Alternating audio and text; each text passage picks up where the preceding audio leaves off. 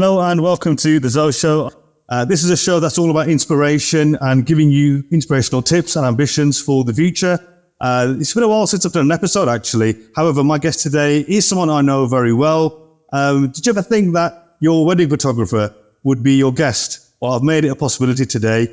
And he's not just a wedding photographer actually. I'm doing him a slight disservice there. He's a videographer, he's an entrepreneur, and you know, he's so skilled in his field, and I'm so delighted to have him on. So today I've got, he goes by the name of T actually. I'll say T. Like I said, he owns a videography business, and like I said, I'm just really excited to have him on.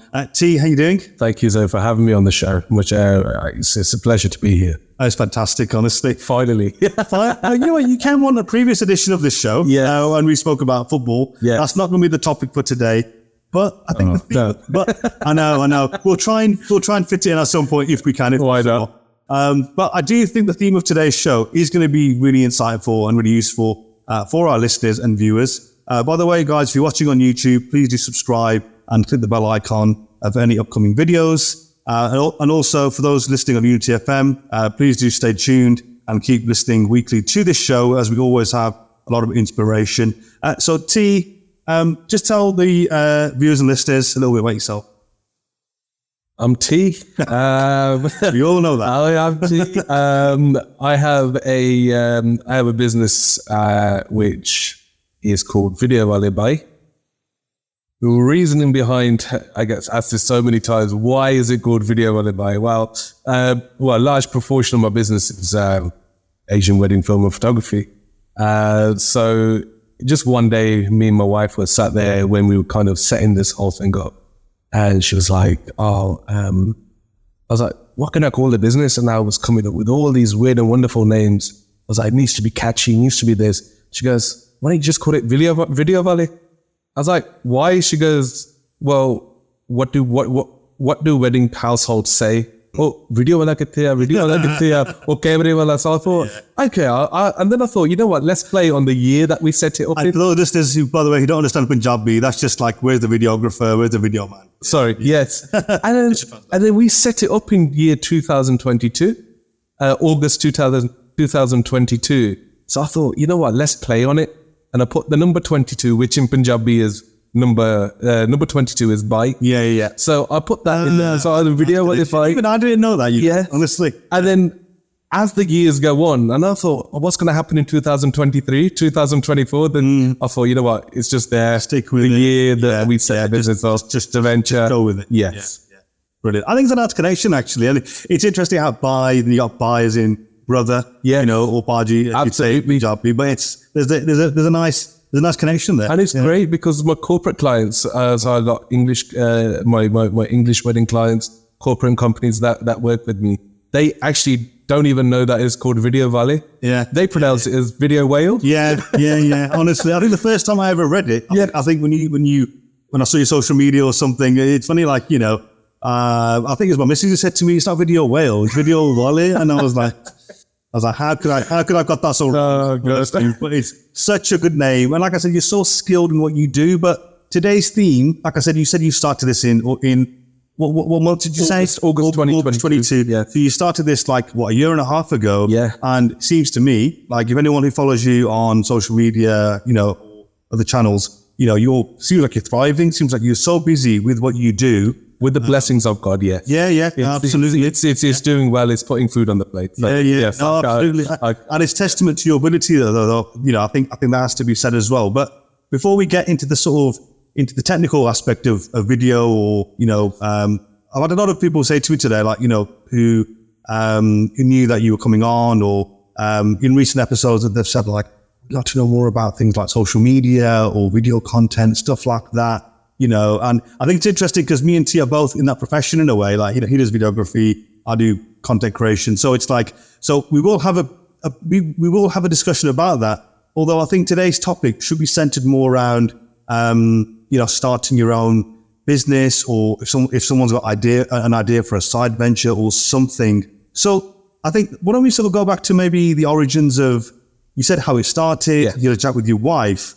But when you were first coming up with the idea of starting this, Like, what was going through your mind? It wasn't my idea. Oh, wow. No, it wasn't my idea. So we just recently got married and yeah, I know. It's get married, guys. If you want to start your own business, get married. So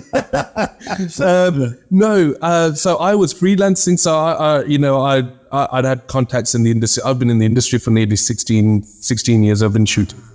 So people Let's dive into that. Not right. Sorry. Yeah. Not right now. But yeah. So people would ring me. Oh, we need a videographer. Yeah, that's fine. That's fine. I'd shoot, give them the card, take my payment, no stress, nothing.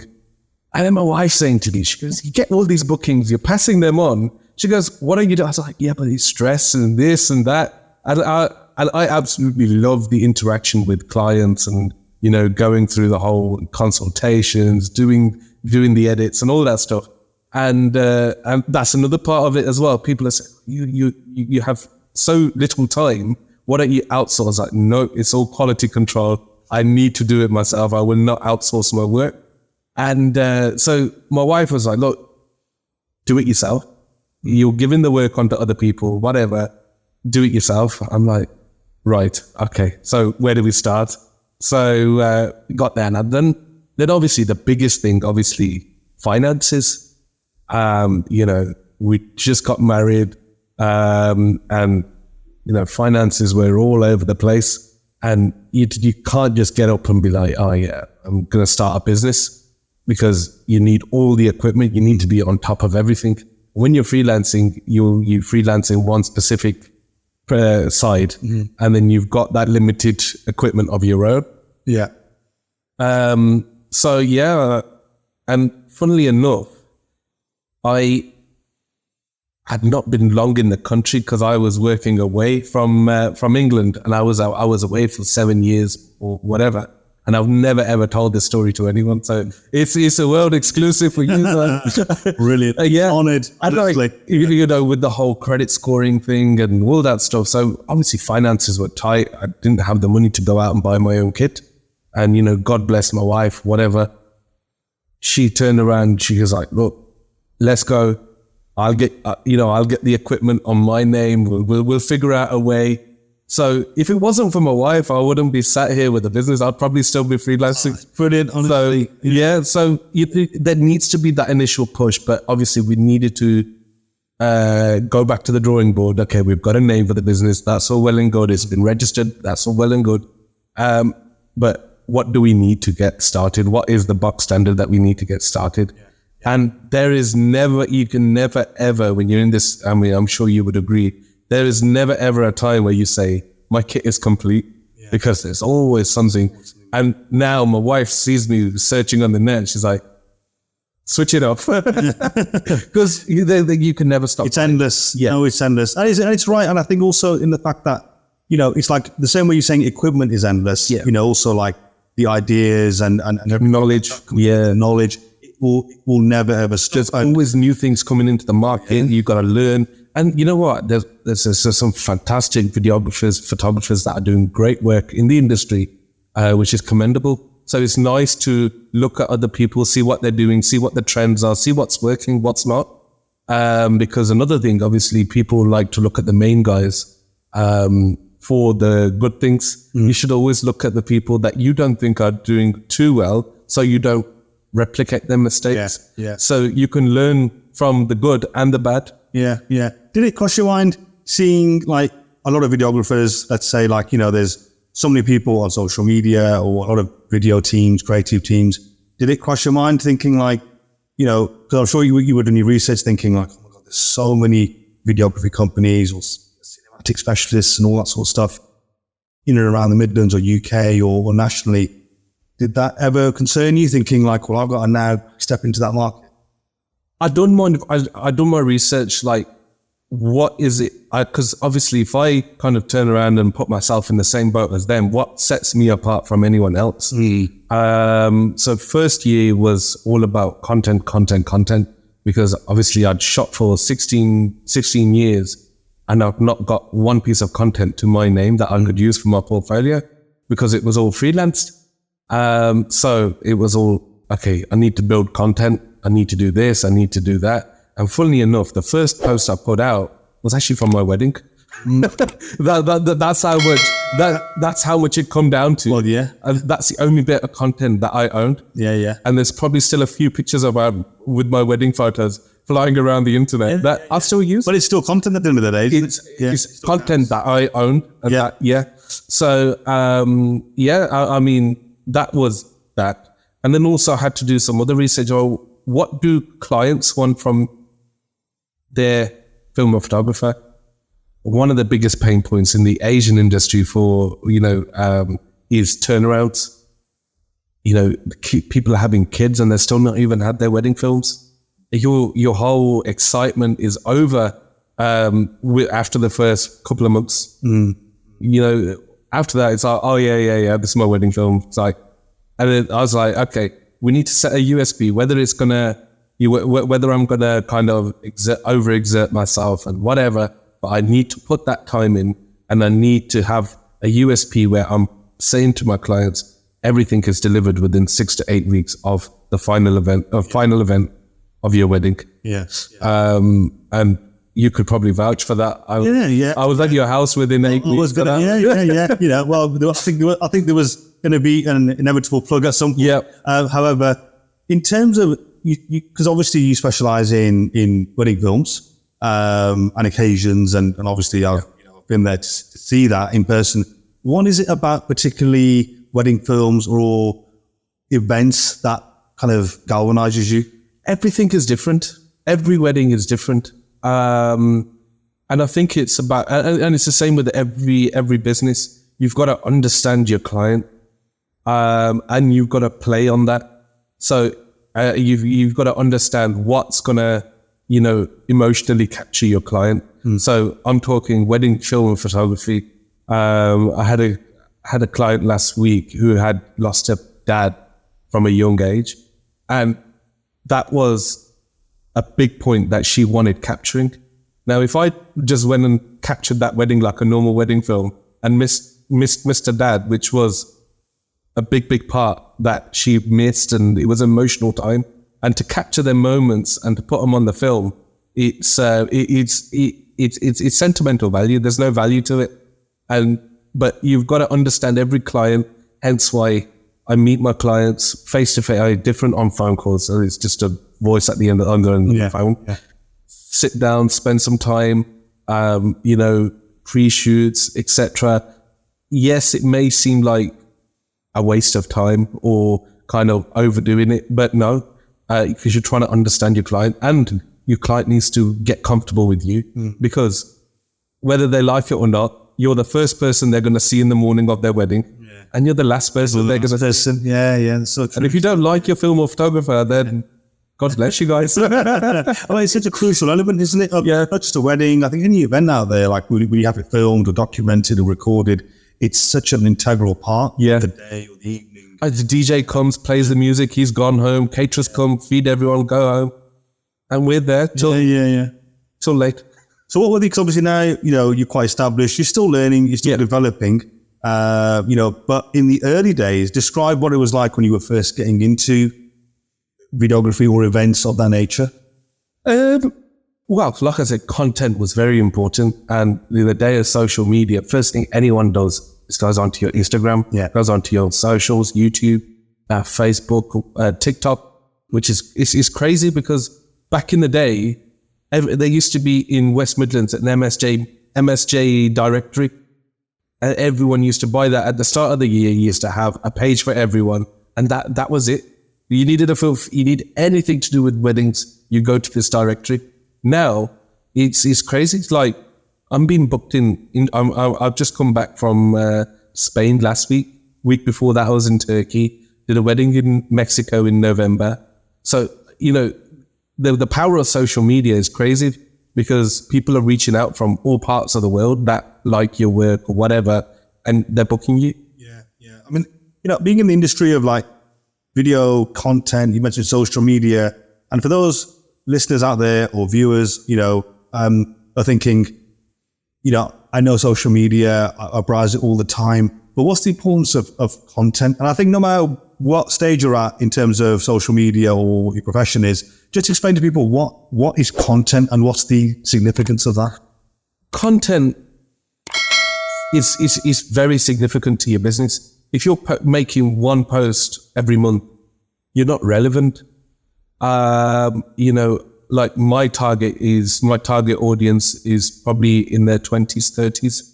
And whether they're going to get married this year, next year, if I'm posting and they're following me, and I'm posting and I'm being relevant and they're seeing my posts when they decide to get married. It's like a client of mine, her cousin rang me, I saw that you're doing my cousin's wedding. I've not even done her wedding yet. I saw your Instagram posts. You got to be relevant.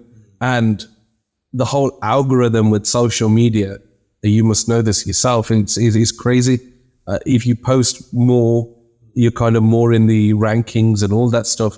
So I think it's very, very important for your business. Yeah. Very important for your business. In terms of the types of content now and the quality of video and everything, I mean, you've got all the best equipment. I can imagine quality of your videos are obviously going to be, really, really up there. But again, how important is it to have good quality content as well? Absolutely. Content could be anything.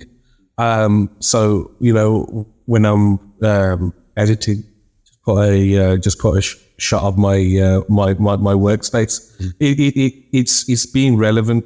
People want to know what you're eating, what you're doing. Yeah.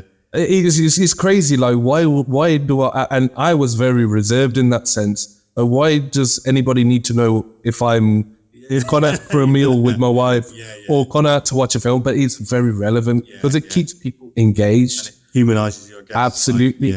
Hey, so I was talking to a potential client yesterday. She was like, I see you're traveling quite a lot. Okay.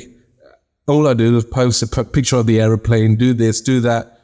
Or if I'm on location shooting, just keep relevant. That's all. Because people need to know where you are, what you're doing. And it plays with, people are very psychological these days. Oh, this guy's shooting international. Oh, this guy's so busy. He's shooting so many events. He must be good. Yeah. That's the mindset people are kind of going with.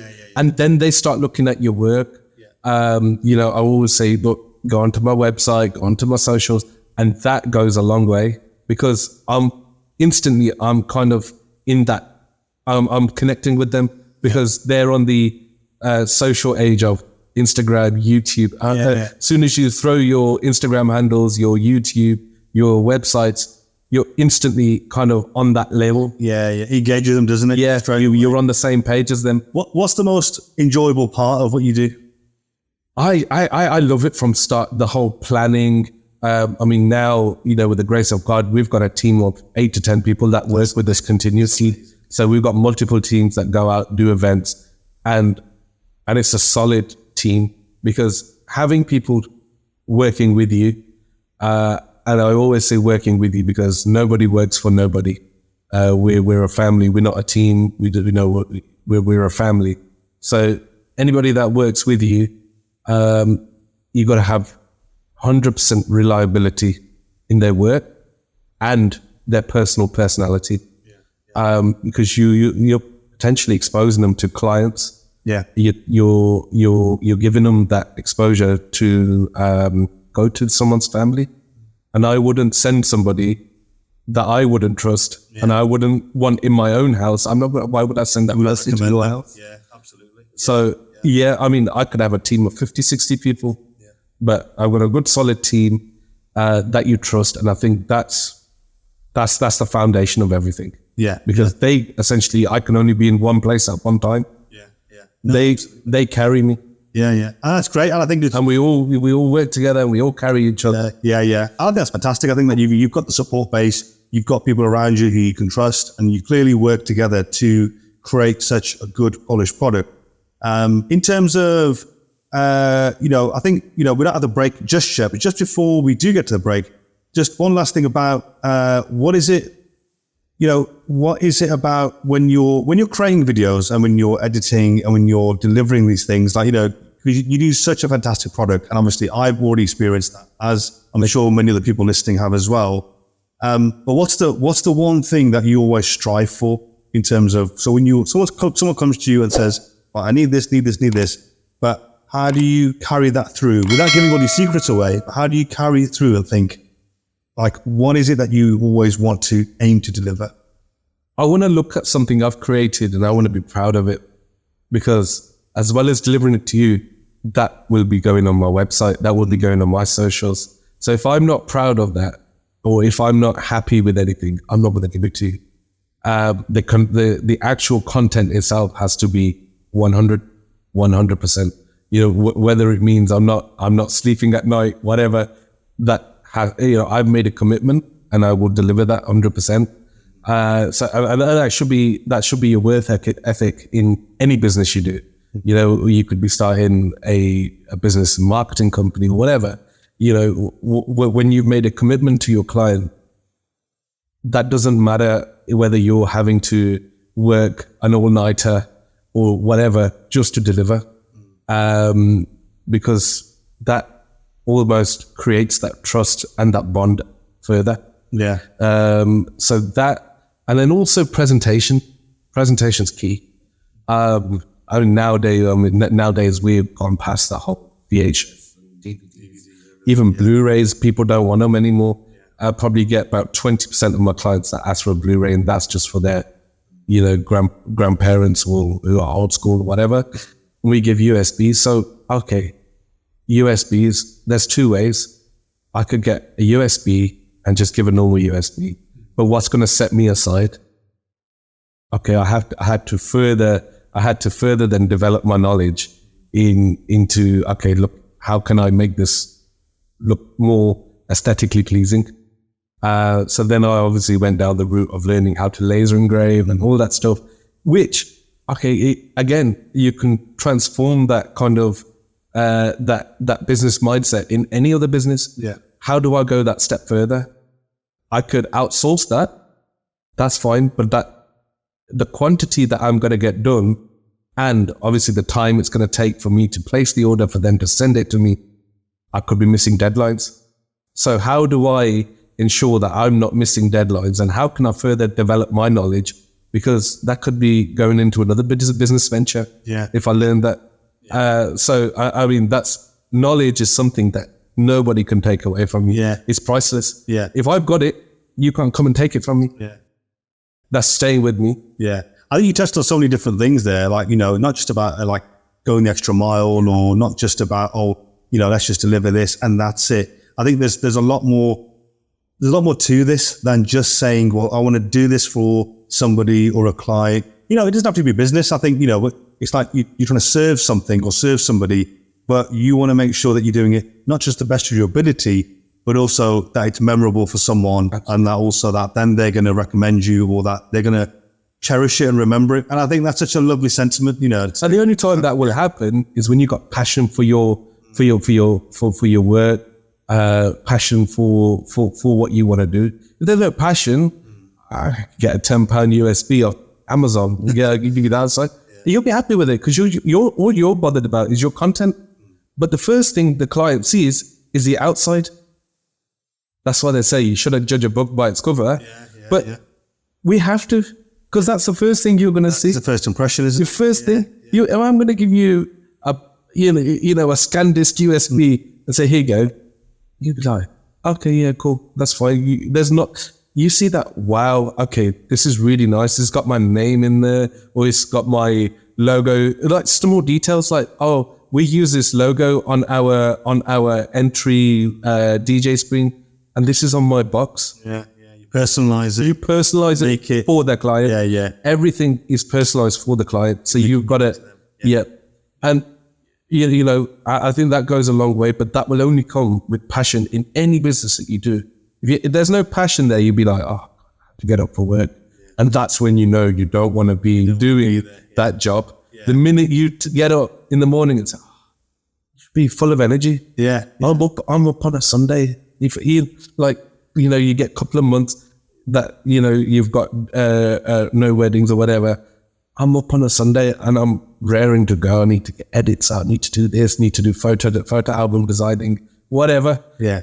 Because I feel passionate. You've got the passion. I feel drive for it. Yeah. Absolutely. And I think it's a brilliant thing to end on, because what I want to do after the break is talk more about that subject, but also go into like why people should get started, how they should get started. I think that was the theme of the show today, talking about, side hustles, or if people think they're not ready for something, to actually kind of pursue it. So what we're going to do is, guys, we're just going to take a short break now.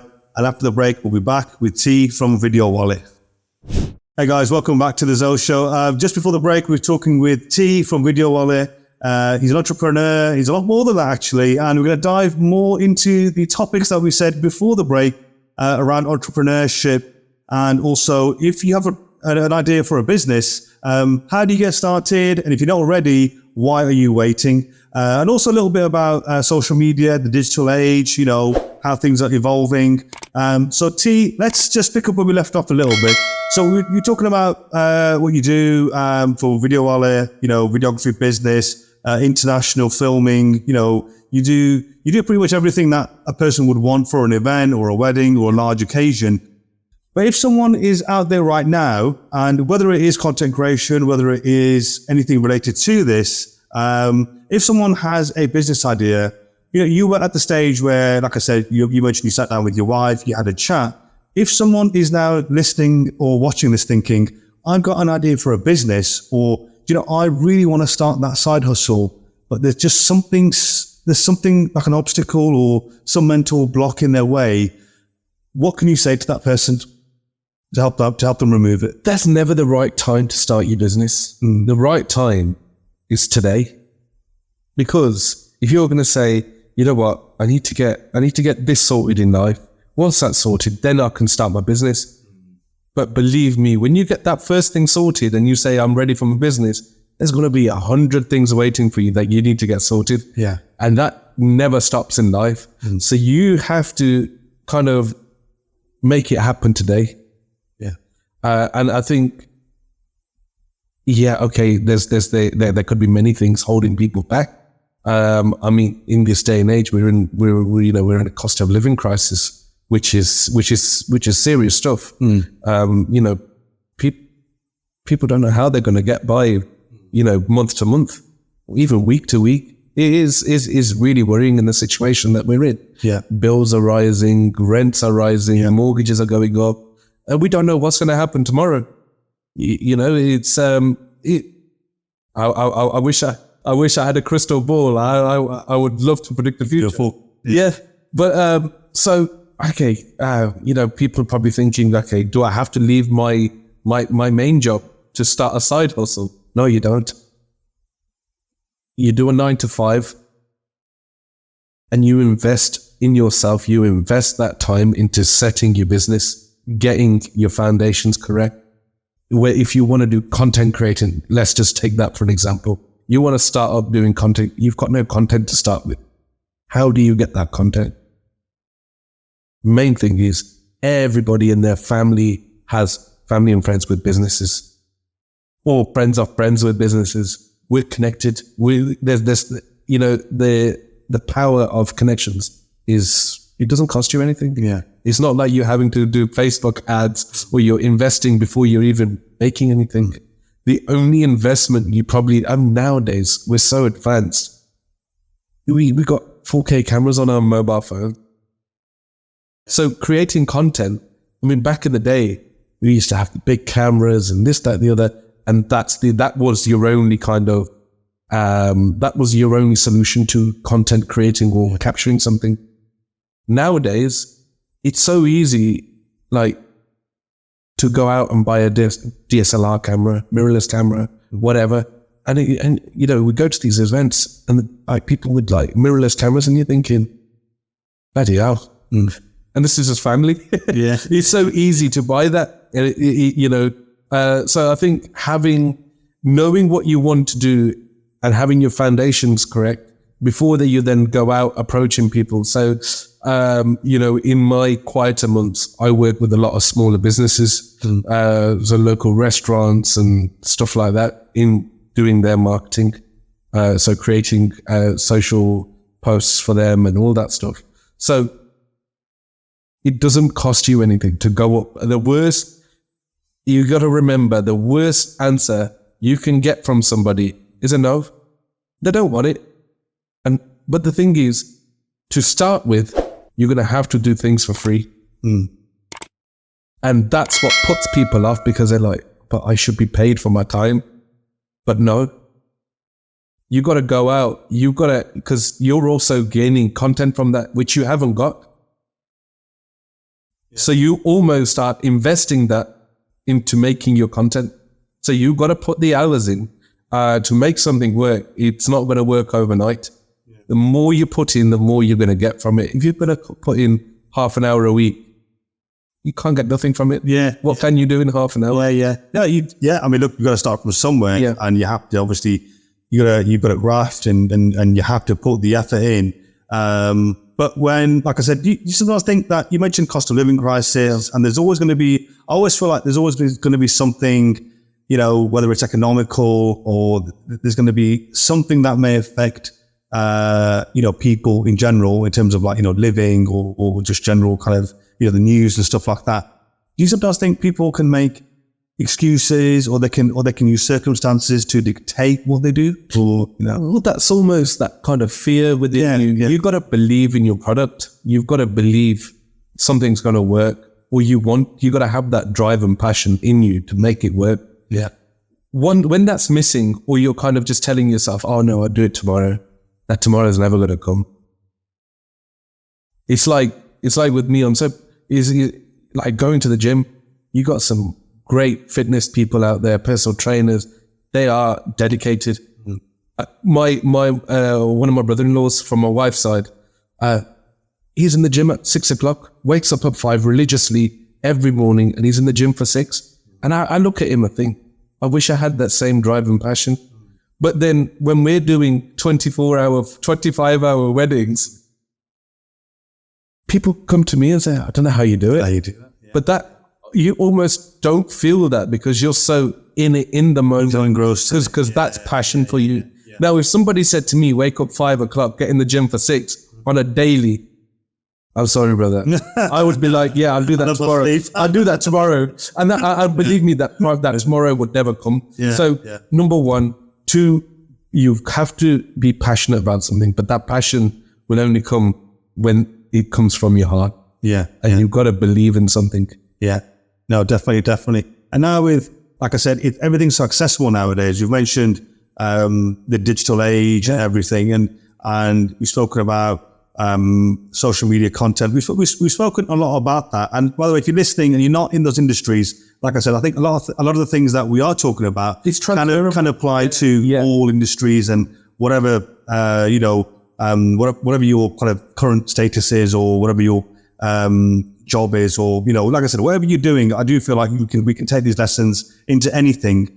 But in terms of now being accessible, in terms of like remote working, and now like everyone's doing things in a way which probably even 5 years ago we didn't think things would be done. I think the pandemic's obviously had a big knock-on effect on that.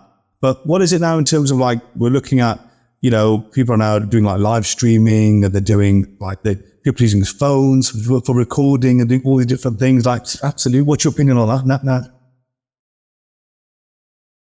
It's great because everyone's got to start from somewhere. Not everyone's going to be in a position to be buying £4,000 or £5,000 cameras, just the bodies. And then you got the lenses on top. You got to get the audio equipment. You've got to get the tripods. You've got to get drones, all that stuff. Not everyone's going to be in a position to fork out that much amount of money from day dot. Yeah. So if you're into content, everyone has a phone with a camera. So you can start off with just that. Phones record 4K. Yeah. You get you can pick up like sort of good price stuff off Amazon and other other retailing stores, and they do the job for you then to this is working for me now. I'm getting a little bit of income coming in. What do I need to level that business up? Because my first year of trading, anything I earned, I kept X amount for the business. Yeah. And X amount was obviously paid myself, paid the staff, etc. But, you've always got to put a big chunk of that money to the side to invest back into your business. Yeah. it's like, I'm just going to go back to the example of the gym. You don't love your body's not going to love you back. And same with any business. You don't love your business is not going to love you back. Yeah. So you've got to invest heavily. You've got to upgrade your equipment. So I'm not saying from day dot you've got to go for the 4K cameras. You got to have a budget of 20K. No, that's not the thing. You have to understand what you're going. What's your end goal? Yeah, and that comes as part of your foundation. What do you want to achieve from this? Yeah. If you want to achieve the big clients, this, that, the other, then you have to have that budget there. But you've got to start somewhere. You ain't got a penny there to invest. You've got a phone. Yeah. No, absolutely. The phone is the biggest power right now. Your phone is your biggest power. It's everything, isn't it? Absolutely. It's almost like you can do anything on it. Yeah. But in terms of like, let's say a side hustle, or if people are now thinking like, right, okay, if people are thinking like, I really want to go for it. We may have touched on this topic before, but in terms of side hustles, if people are, let's say, struggling to get going in that sense, what's your advice to those people in terms of that? So let's say someone's out there is thinking, right, side hustle, right, I've got everything I need, and they're just at that last point where they want to break through and really go for it. What's that last hurdle? Like, how can they overcome that last hurdle? There can be so many hurdles. Some people say not knowing how to do it. Like, I'm so intrigued in this whole podcasting thing. I don't know how it works, but it's something that you have to know or talk to people. There's always somebody around you. And when they say keep your ideas to yourself, or especially in the Asian community, you're gonna get another this. Yeah. No, just talk to people, communicate. If you don't talk to people, you know what? You can learn from a 2-year-old child, and you can learn from an 80-year-old. Yeah. So having a circle is important. Having a circle, keep your circle close. Yeah. Have trusted people that you talk to. Yeah. How important was that for you when you were starting? Very important. Very important. Luckily for me, I had a good team around me, people that I worked with. So I was already in the industry, so I understood. So I was constantly, just picking people's brain. I started off just doing photography, and then I was like, how do you do this? You can't just pick a camera up and press record and that's it. Okay, how do I do this? Or how would you film this? How would you do that? YouTube's your biggest, it is crazy. It's so much information, but it's about how to utilize that platform. Do you think it's overload at YouTube? No. So, I'm guilty for this myself. I could go onto TikTok and watch the stupidest of videos for hours and hours, and then think, what have I just done with the past 2 hours of my life? But then I could be watching educational videos loaded with information. I could, okay, this is useful for me. Okay, you know what? I just bought a new camera. What settings are people using? What's this? And we can connect with people from global. That's the thing. Not only where we're living, whatever, we can connect with people globally, and that's the plus point of internet. What it's done for us, it's amazing. It's created such a big network. But it's about but it's about using that network. I could give you books and books and books, but is that going to be relevant to you? It's about finding the relevant channels, relevant pieces of information that are going to help you kind of exceed. There's so many good mentors out there on YouTube that give good tutorials on, okay, how to do this, how to do that. And I think that's key. You've got the platforms are all there.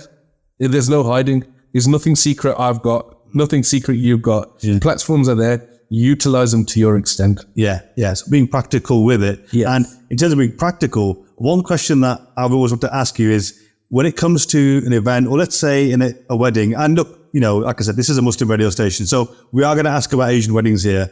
And like I said, we're kind of I like to call this sort of the juicy part of the show now, where we've got the sort of like the deeper stuff out of the way a little bit. And, T's talked so much about his journey and everything, and there's so many tips that he's given. But, we're going to line the mood a little bit now. And I want to ask about, when it comes to like the dances in a wedding, or when it comes to like those fun parts of an Asian wedding, do you look forward to it as well, as much as the guests do? Like, oh, it's time for the jargon, it's time for the routines and all that, you know? It's fantastic because it's not like an English wedding where you just turn up and it's over within a couple of hours. With Asian weddings, you're there for like weeks.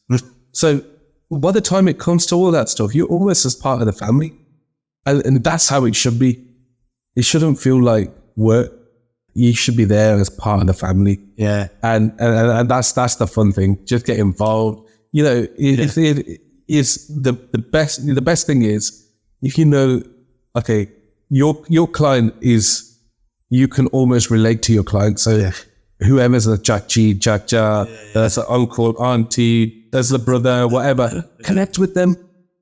Connect with them. And the best thing to do, call them, not by their name. If they're the groom's auntie, say, auntie, can you look over here, please? You know what was funny?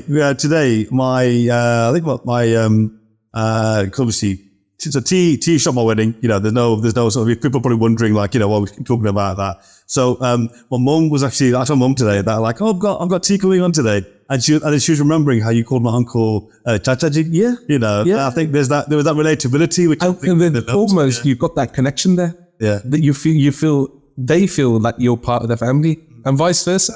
Yeah. And thing is, because the weddings are so long, you want to enjoy your time up there and you don't want it to feel like a chore thing. Yeah. It's a time yet. Yeah. Can I go?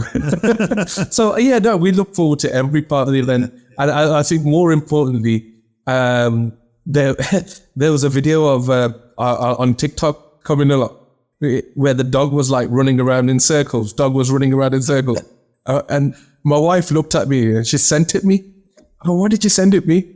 She goes, you're like that at an event. Yeah. She goes, when you're at an event, you're just running left to right, left to right, left to right. And it's so important to make sure that you've got all angles covered, because end of the day, you could be not capturing one crucial event. And the thing is, weddings, it's not like doing a corporate shoot where you can say retake. Yeah. Weddings, you miss that moment. Sorry, my brother. If you've not got it, then you've not got it. It's gone. Yeah. It's gone. Yeah. And you cannot recreate that moment. Yeah.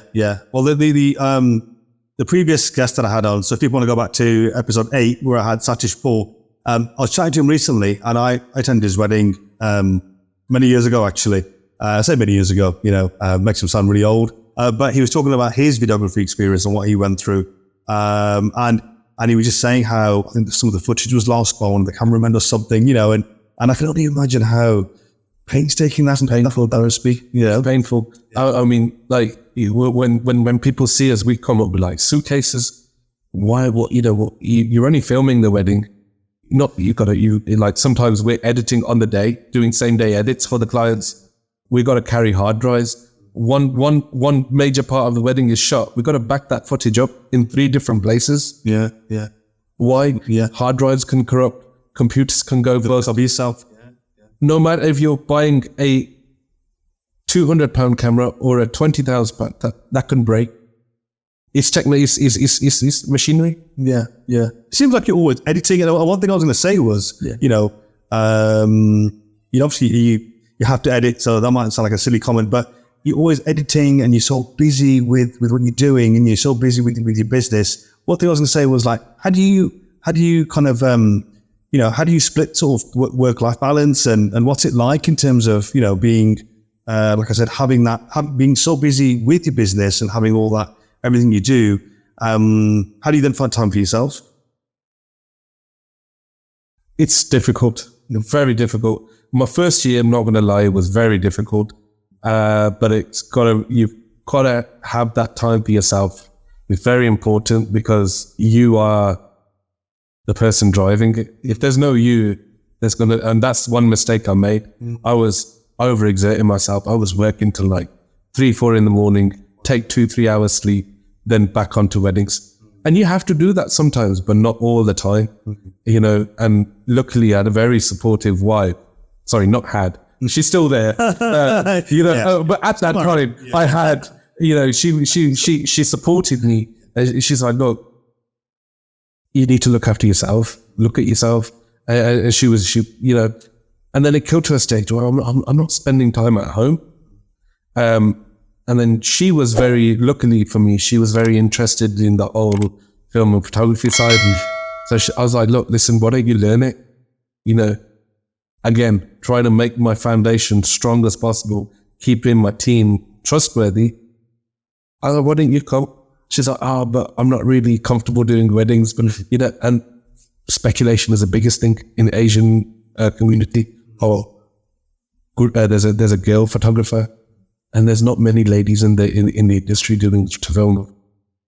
And it's looked down upon. It's almost looked down upon. And she kind of had that fear factor there. I was like, look, let's start you off with little small parties. Take a camera, see what you can do first. Yeah. Have fun, whatever. Yeah. And, you know, built her up. And now, you know, she's shooting the big weddings. Yeah. So DG's great having her by my side. She's doing, you know, and I think support from your partner or your family, I think that's very, very important. Yeah. Because without support, there's been days where I felt so low.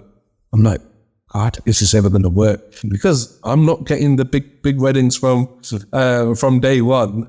I mean, people were like inquiring, and then going and booking elsewhere. Why? Oh, we haven't seen much of your portfolio. Okay, so I need to shoot another couple of free weddings to build my portfolio. Yeah. And that kind of got me down at the start, because is it ever going to pick up? Am I ever going to be able to charge money for this? Want to? Yeah. Because essentially everyone's doing something to put food on the table and to earn a comfortable living. Yes. So yeah, we'd often have chats, and she'd be like, why don't you do more of this? Why don't you do more of that? And God bless her, she hadn't a clue about film and photography. She'd not been in this, but just that bit of support kind of boosted me 10 levels up, where I was able to think, okay, you know what? Now I can do this, you know? Yeah. I've got her by my side, or I've got my family supporting me. And that's the biggest thing that will kind of drive you to that next level. Yeah. I think that's wonderful, honestly. And it's such a great thing to sort of summarize there, that we're talking about family support. We're talking about having a close circle, that your peers and the people closest to you, how influential they really can be. And I think keeping on that positive note, you know, unfortunately, we are at the end of the episode. And I always say this, how fast the time goes. And for people who are watching or listening at the minute, you know, you obviously don't know how quick that time's gone. But we sit here and have these conversations, and, you know, I just listen to people's journeys and their stories, and a lot of things, there's a lot of things that I actually don't know sometimes. And I think, wow, you know, I've known these people for so long, yet there's so many things that I'm learning as well. But one final thing that I'm going to ask you for, T, is, you know, we always ask every guest on here to reflect on their, they give us something on their closing thoughts or thought for the road. So what's your one message to anyone who's listening or watching right now? I wish I got married sooner. Honestly, because you know what? End of the show. Thank you. I wish I got married sooner. I wish I kind of took that step, you know, in kind of doing things for myself, and not just freelancing or whatever, and decided to start my own little venture sooner, because you know what? I've said I've had highs, I've had lows, but it's been a fantastic journey. And for anyone that's listening, you know what? Make it happen today, because who knows what's going to happen tomorrow? You don't know. I don't know. You don't know. You know? So never live your life with that regret that, oh, if I did that, or you know what? Just imagine if I did that.